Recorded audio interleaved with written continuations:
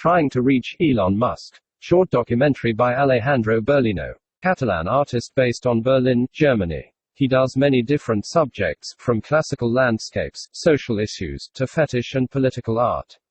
Always trying to provoke a reaction to his viewers. Like his famous Merkel and Putin painting. Trump, Ursula von der Leyen, or Hollywood stars. When he knew about the new Giga Factory opening in Berlin, he decided to honor Elon Musk, as he likes his innovating ideas how to change the world for a better one. So he designed a painting for the opening event on the 22nd of March.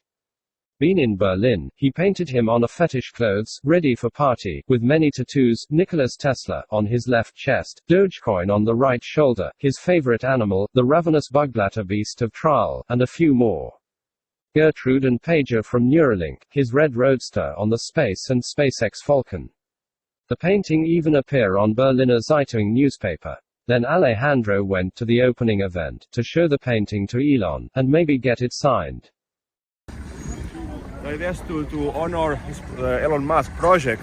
Thank you, Alejandro Berlino. May I ask you to show your painting again? It's Yes. so beautiful. I hope they will let me in. I will try. Cool.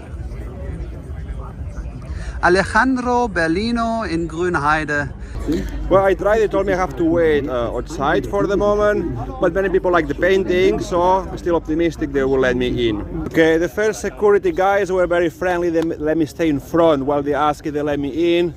Now another security guy, not so much about art. They told me to move 100 meters away. So they told me by 9 o'clock Elon Musk should leave, and it's my last chance to show the painting. So it's getting a bit tired, a few more hours, but maybe I stay until the end. Alejandro failed, but following Elon quote, he tried another idea, and made a t-shirt with the painting, hoping someday Elon will sign his painting or wear the shirt. Good luck Alejandro, don't give up.